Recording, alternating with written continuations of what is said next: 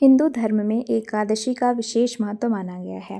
विशेष रूप से देवउठनी एकादशी का दिन अत्यंत शुभ और पुण्यदायी माना जाता है। हर साल कार्तिक मास के शुक्ल पक्ष की एकादशी तिथि को देवउठनी एकादशी का व्रत रखा जाता है। मान्यता है कि इस दिन भगवान श्री हरि विष्णु 4 महीनों की योग निद्रा से जागते हैं तथा सृष्टि संचालन का कार्य पुनः आरंभ करते हैं। इसके साथ ही चातुर्मास का समापन के साथ मांगलिक कार्य आरंभ हो जाते हैं।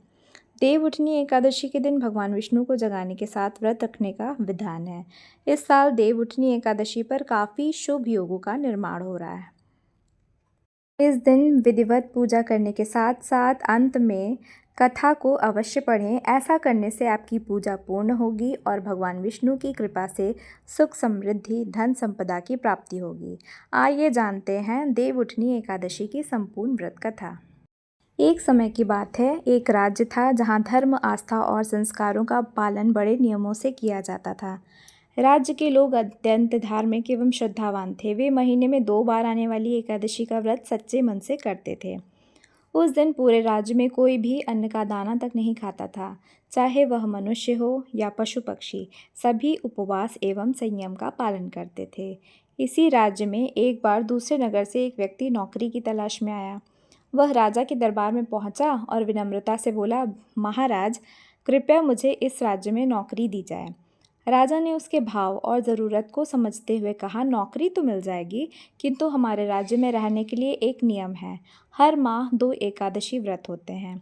इन तिथियों पर पूरे राज्य में किसी को भी अन्न नहीं मिलता। सभी व्रत रखते हैं और फलाहार करते हैं। यदि तुम यह नियम स्वीकार करते हो तभी यहाँ रह सकते हो और नौकरी प्राप्त कर सकते हो। व्यक्ति ने बिना विचार किए कहा, महाराज, मैं आपकी शर्त स्वीकार करता हूँ। वह प्रसन्न था कि उसे रोजगार मिल गया है। कुछ समय बाद एकादशी का दिन आया। राज्य में उपवास का वातावरण था। उस व्यक्ति को भी अन्न नहीं दिया गया, केवल फलाहार के लिए फल प्रदान किए गए। लेकिन व्यक्ति को फलाहार से तृप्ति नहीं मिली। भूख बढ़ने लगी और वह बेचैन हो उठा। वह सीधे राजा के पास पहुंचा और बोला, महाराज, फल खाकर पेट नहीं भरता, कृपया मुझे अन्न दे दें, वरना भूख से मेरे प्राण चले जाएंगे। राजा ने उसे पुनः नियम समझाया, परंतु वह व्यक्ति लगातार खाना मांगता रहा। अंततः राजा को दया आ गई और उन्होंने उसे आटा, दाल, चावल, नमक आदि सामग्री अन्न पकाने के लिए दे दी। वह व्यक्ति बड़ी खुशी के साथ नदी के किनारे गया। पहले उसने स्नान किया, फिर श्रद्धा से भोजन बनाने लगा। जब भोजन तैयार हुआ तो उसने आसन लगाया और आंखें बंद कर भगवान विष्णु का ध्यान करते हुए कहा, हे प्रभु, भोजन तैयार है। आप पहले प्रसाद ग्रहण करें, उसके बाद ही मैं भोजन करूँगा। उसकी सच्ची भक्ति और भावना देखकर भगवान विष्णु स्वयं प्रकट हुए और भोजन ग्रहण किया। फिर वे अपने धाम लौट गए। व्यक्ति भी भोजन कर प्रसन्नतापूर्वक अपने कार्य में लग गया। अगली एकादशी के समय वह फिर राजा के पास पहुंचा और बोला, महाराज, इस बार मुझे पिछली बार से दुगना अन्न दें। राजा ने चकित होकर पूछा, दोगुना अन्न क्यों? उसने सरलता से उत्तर दिया, पिछली बार भगवान विष्णु स्वयं भोजन करने आए थे। आधा अन्न उन्होंने खाया, आधा मैंने, इसलिए पेट पूरा नहीं भरा। राजा यह सुनकर हैरान हो गया। उसने मन ही मन सोचा, मैं तो वर्षों से एकादशी का व्रत करता हूँ, भगवान की पूजा करता हूँ, फिर भी आज तक दर्शन नहीं हुए, और यह व्यक्ति कहता है कि भगवान उसके बुलाने पर भोजन करने आ गए। राजा ने सत्य जानने का निश्चय किया। अगली एकादशी को वह छिपकर नदी किनारे पहुंच गया। व्यक्ति फिर आया, स्नान किया और भोजन तैयार किया। उसने पूर्व की तरह हाथ जोड़कर भगवान को बुलाया, परंतु उस दिन भगवान प्रकट नहीं हुए। उसने बार बार प्रार्थना की पर कोई चिन्ह नहीं दिखा। आखिर उसने भगवान से व्याकुल होकर कहा, यदि आप नहीं आए तो मैं अपने प्राण त्याग दूंगा।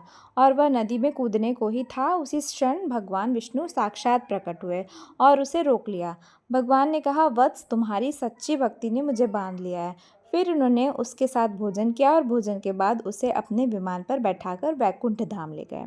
यह दृश्य देखकर राजा की आंखें खुल गई। उसे समझ आ गया कि व्रत का मूल्य केवल बाहरी आडंबर में नहीं, बल्कि शुद्ध मन, सच्ची भावना और निष्कपट भक्ति में है। केवल औपचारिकता से व्रत करने वाले को फल नहीं मिलता, बल्कि वह फल उसे मिलता है जो तन, मन, धन से पूर्ण प्रेम और समर्पण के साथ भगवान को पुकारता है। उस दिन से राजा ने व्रत और पूजा केवल रीति रिवाज के रूप में नहीं, बल्कि सच्चे हृदय और श्रद्धा से करना आरंभ कर दिया। अंततः उससे जीवन पर ही भगवान विष्णु की कृपा हुई और उसे मोक्ष की प्राप्ति हुई। ये थी देव उठनी एकादशी की व्रत कथा। आशा करती हूँ आप सभी लोगों को ये कथा अच्छी लगी होगी। अगर आपको मेरी वीडियो, मेरी कथा ज़रा भी पसंद आती हो so please subscribe my channel. Like share करना बिल्कुल मत भूलिएगा। धन्यवाद।